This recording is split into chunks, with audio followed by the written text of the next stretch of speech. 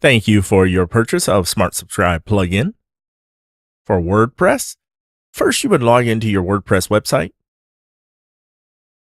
You'd head to the admin panel, choose plugins, and then add new plugin and upload plugin. When you made your purchase, you would have received a confirmation email that would include your validation key code as well as the plugin attached to the email.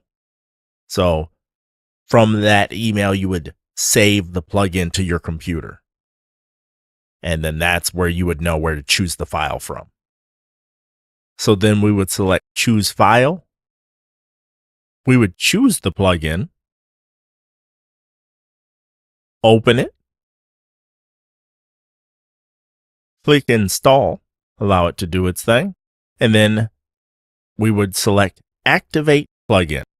All right, so then we would find the plugin and we would head to settings. Then we would enter the license key that was included with the email. Can't use one license key for multiple sites. And after you click save, you'll see this activate license. And now your license is active. So that is how you install and activate your license.